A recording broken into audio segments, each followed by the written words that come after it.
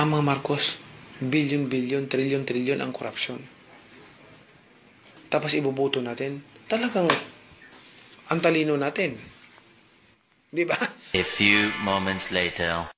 Lagi nating sinisisi ang pamilya Marcos pagdating sa korupsyon. Hindi ba natin nakikita na sa panahon ng Marcos, ang bansa natin number 1 sa ekonomiya? May kurap pang bansa na number 1 sa ekonomiya. Yun, nakita kong video na yan ni dating Senador Manny Pacquiao. Nilaglag pala noon ang mga Marcos ni Pacquiao. Pero ngayon, todo dipinsa naman. Oh. Pero alam nyo ba mga kapatid, kung korupsyon ang ating tatalakayin, alam nyo ba, wala pang pagbabago ang ating bansa kaugnay sa korupsyon. Dahil patuloy pang namamayani ang korupsyon. Kung tingnan ninyo, silipin ninyo, yung tinatawag bago lang na Corruption Perception Index, CPI. Yung nakabase sa Berlin-based organization, yung Transparency International. Di po ba? Ano ang ranking ng Pilipinas? Ang ranking ng Pilipinas ay 115 out of 180 na bansa. Tatalakayin natin ito mga kapatid sa pagkakataong ito. Samahan niyo ako. Kasi umalingan, pag palaging inulit-ulit ay magmukha talagang katotohanan para sa ating mga kapatid na kulang ang kaalaman. Ang pagkadaya ay maranasan sa iba't ibang paraan. Pero napakasakit pag madaya tayo sa pananampalataya. Dahil nanganib pati ang ating kaluluwa. Viva Cristo Rey! Pro Dio et Ecclesia! Kumusta? Welcome. Ang mga Marcos, bilyon-bilyon, trilyon-trilyon ang korupsyon. Tapos iboboto natin. Talagang ang talino natin. Di ba? A few moments later. Lagi nating sinisisi ang pamilya Marcos pagdating sa korupsyon. Hindi ba natin nakikita na sa panahon ng Marcos, ang bansa natin number 1 sa ekonomiya? May kurap pang bansa na number 1 sa ekonomiya. Yan.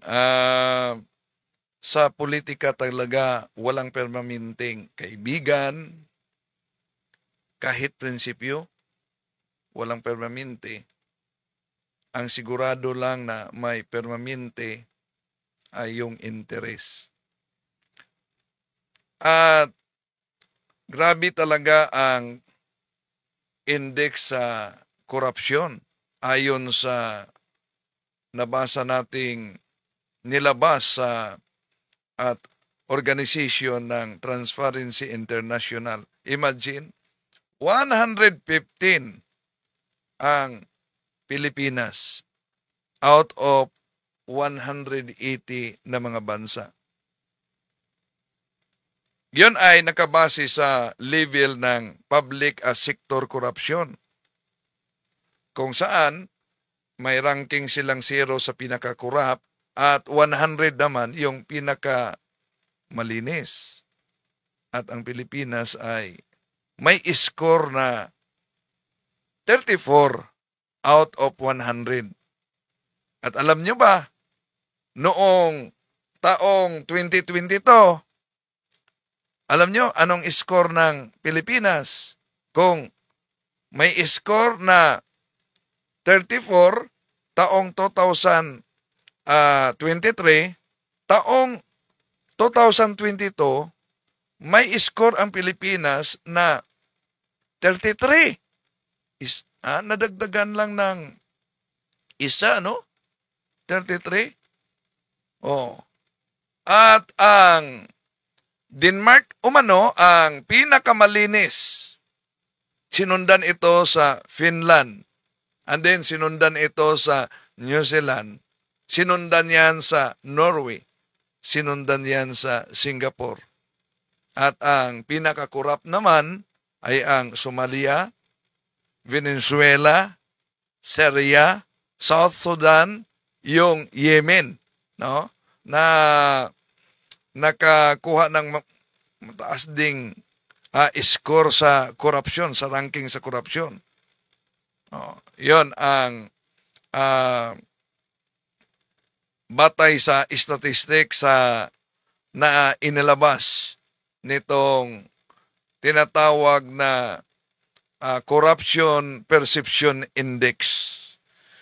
At isa sa mga dahilan at pinagkuhanan ayon kay Attorney Rowena Wenson, masaya. Kasi now, the House of Representatives, dati kandara pa sila. Bigay kay VP Sara ng no questions asked, confidential funds. Ngayon, binawi nyo. Siyempre magagalit si Digong sa inyo. Di ba? Uwak-bawi pala kayo eh. Confidential funds, wala rin resibo. I was mayor also before, and naging COA commissioner pa ako. Alam niyo ba liquidation ng Intel fund na yan? Ipapasok lang sa sealed envelope. Nakalagay sa circular. In sealed envelopes. Ang adobo mo, ilagay mo doon, adobong dilaw. Ilagay mo doon sa sealed envelope. Di ba yan papasa sa COA? Kasi sealed envelope yan eh.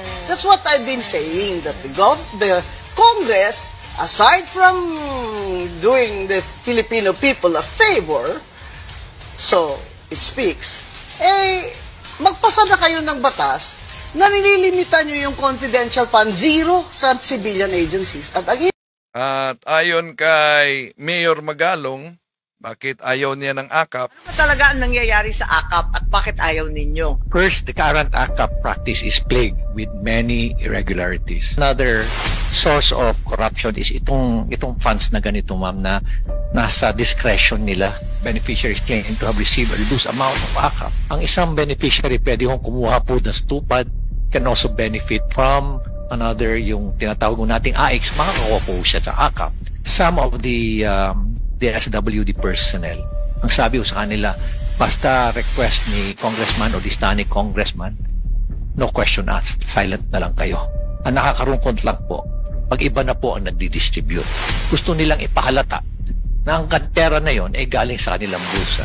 Ang masama po, pag nagkakaroon na ng distribution, nandun lahat yung kanilang list agad, lahat ng line-up nila na kandidato, nauna muna silang magsasalita bago yung actual distribution.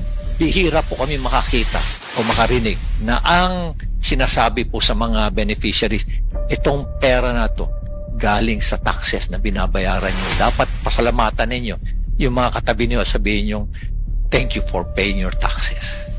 Noong nang sinabi ni Mayor Magalong ng Baguio na ang sarap umano ng buhay ng isang politiko. Alam mo, ngayon na nandito ako sa politics, ngayon ko lang nalaman na kakaunti lang pala ang politiko talaga na sincere.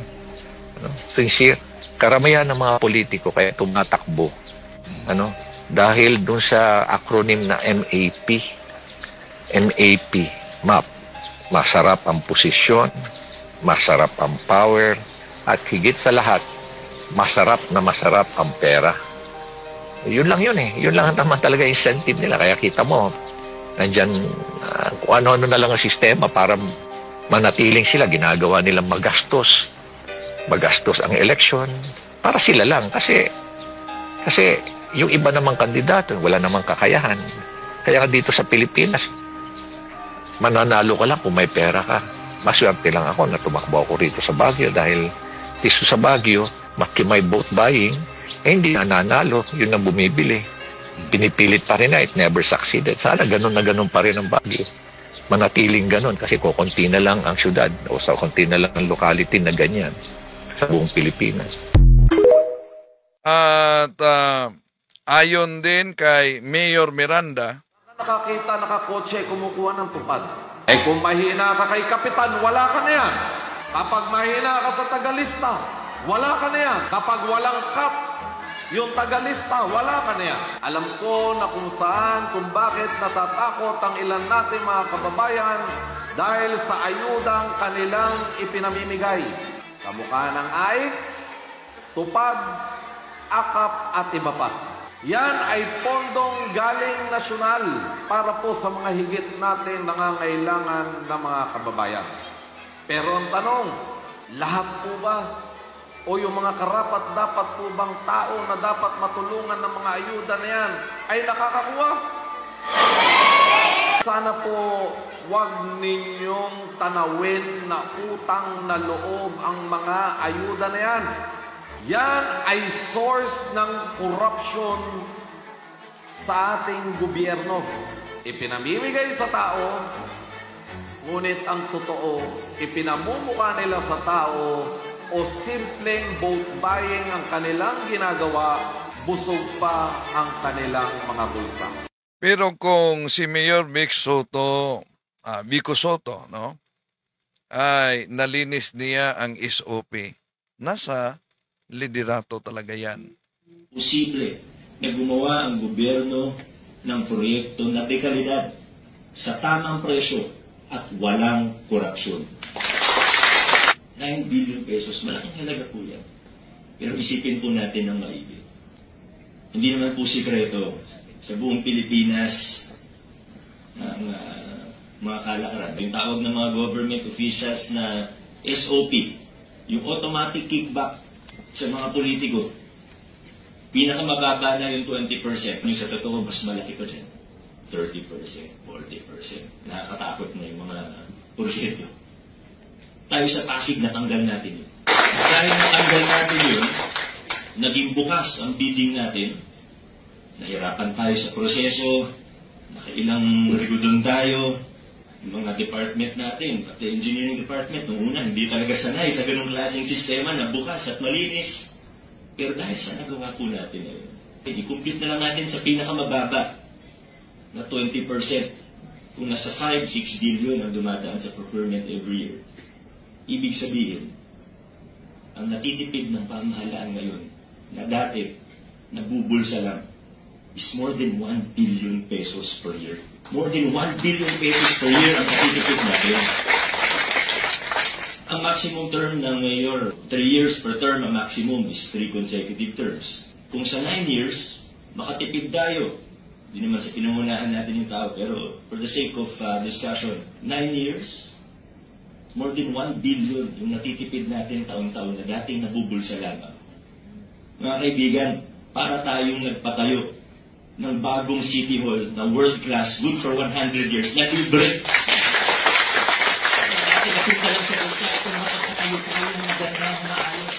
Nagsimula tayo dahil kailangan natin itong gawin. Pero sabi nga, ayusin na natin. Gandahan na natin. Kailangan maximize natin yung lupa, hindi yung tagpi-tagpi yung gawa. Unfortunately, sa Pilipinas, madalas pag may mga malalaking proyekto, anong unang naiisip ng mamamayan? Isa lang sa dalawa. Una, isipin ng tao, naku, yung proyekto na yan, sigurado substandard yan. Pangalawang naiisip ng tao, pag may proyekto ang pamahalaan, naku, magkano kaya kickback ng mga yan? Totoo po yan. Kahit saan ka sa Pilipinas punta, whether rightly or wrongly, yan ang naiisip ng tao. Tayo po, sa lungsod ng Pasig, we have a once-in-a-lifetime opportunity. Ipapakita po natin sa tao, ipapakita natin sa bawat Pasigenyo at bawat Pilipino na posible na gumawa ang gobyerno ng proyekto na maganda. Posible na gumawa ang gobyerno ng proyekto na maayos. Yon, kung tanggalin ang SOP. No? Kung nagawa yan ni Mayor Vico Soto, malaking posibilidad kung talagang serbisyong publiko ang pag-uupo ng mga napili, magawa din nila. Pero kahit na may katulad ni Vico Soto, mga kapatid, masyadong malayo pa. Masyadong malayo pa ang tatahakin ng ating bansa bago maabot yung mataas na antas na walang bahid ng korupsyon. Sa eleksyon nga, di ba lapit ng eleksyon, kahit mga botante tumatanggap sa vote buying, maraming ganyan. Oh. So, mataas pa talaga, napakalayo pa, mahaba pa ang tatahakin ng ating bansa bago kamit siguro ang antas na walang bahid na korupsyon. Sa kasulukuyan, mga kapatid, grabe ang katiwalian sa ating bansa. Bago lang nakita niyo yung balita na 4 na mga abogado sa Bureau of Immigration na sibak sa pwesto dahil sa pag-issue ng working visas sa mga dayuhan na bugos daw ang kumpanya. At meron pang issue sa Bureau of Customs. At malapit na din ang Abril. Bayaran na ng buwis. Ang issue sa BIR. May issue din sa LTO. Sa dami. Dami. Kaya dapat, pati na mga butante, gising sana na piliin para sa bansa, hindi dahil gusto mo lang itong politikong ito. Sa pagkakataong ito, pasok na tayo sa punto por punto, mga kapatid. Okay. Kung mayroon man kayong mga katanungan, pwede kayong magtanong sa ating Zoom, no? Sa punto por punto. Okay? Sandali muna. Pasok muna tayo sa punto por punto. Okay.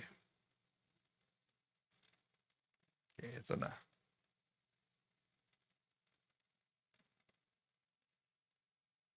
Nananampalataya. Dahil may mga plano po tayo na hindi natutupad because may mas mabuting plano ang Diyos sa atin. Pero grabe yung babaeng ito.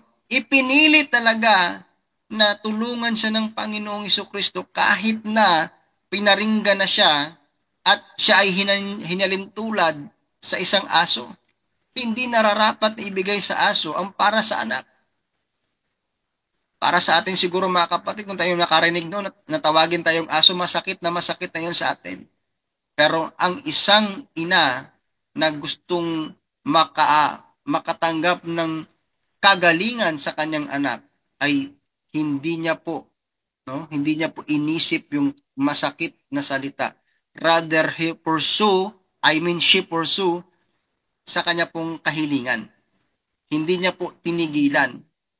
Basta makuha niya lang. Kaya pag uwi po nitong babae, umuwi ang babae at naratnan niya sa higaan ng bata, iniwan na nga ito ng demonyo. So, the outcome of our faith to God, during the process, is the thing that we want to be.